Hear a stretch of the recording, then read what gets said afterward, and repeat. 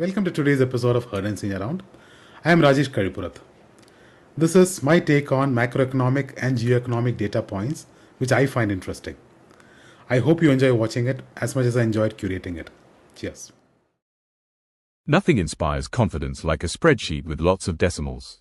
We don't have a solution yet, but we've scheduled a meeting. If voting made any difference, they wouldn't let us do it. Mark Twain. The trouble with quotes on the internet is that it's hard to verify their authenticity. Abraham Lincoln. Honest criticism is hard to take, especially from a relative, a friend, an acquaintance, or a stranger. China just posted its largest population drop since 1949, down 3.39 million people in 2025. Births collapsed to 5.6 per thousand, a historic low, while deaths keep climbing. In plain terms, fewer workers, more retirees, and a shrinking economic engine. This isn't a one-year wobble. It's a fourth straight population decline and the sixth year of a falling working age base. That hits growth, productivity, property demand, and public finances all at once. No stimulus package can print people. India just pulled off a rare fiscal balancing act. The fiscal deficit is steadily falling. The primary deficit is now almost at zero, yet public Capex keeps rising. That's not austerity, that's discipline with intent. Translation: borrow less for consumption, spend more on assets that grow the economy. Roads, railways, power, not freebies, not panic cuts. The only missing tailwind was monetary support, but now with RBI having cut enough, the policy mix is finally syncing up.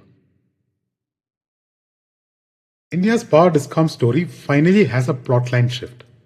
State discoms like Punjab and Maharashtra are back in the black, dragging the sector into its first combined profit in years. But the contrast is still stark. Bangalore's Bescom tops the loss charts, while BSE's Rajdhani in Delhi is the most profitable private discom. Same electrons, very different outcomes.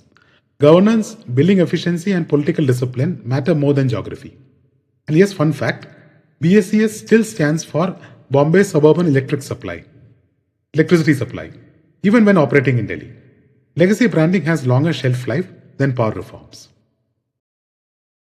Over the last decade, global equity winners are Brazil, Germany, India, the US, Japan, in that order. Not tech hype, not perfect policy, just cycles, discipline, and staying power. Brazil rode commodities like a pro surfer. Germany kept exporting through every slowdown.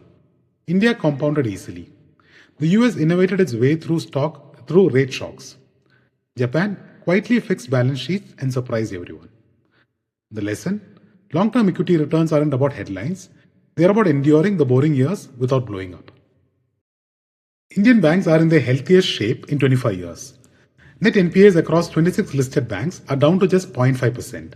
Yes, that's a rounding error by historical standards. Gross NPAs also at multi-decade lows. This did not happen by magic. Years of cleanups, write-offs, tighter underwriting, and capital discipline finally paid off. The result? Banks can lend without flinching, price risk better, and actually focus on growth instead of recovery tribunals. Credit cycles don't die, but this one is actually quite well behaved. India's macro dashboard looks refreshingly boring, and that's good news. Growth is steady, income per capita is rising, services are firing, and industry is holding up. And FX reserves stay comfortably stocked. Even agriculture is stable, not stealing headlines, which itself is a win. Meanwhile, the fiscal deficit keeps narrowing without choking growth, showing rare policy coordination. No boom, no bust, just consistency and the most underrated asset in macro,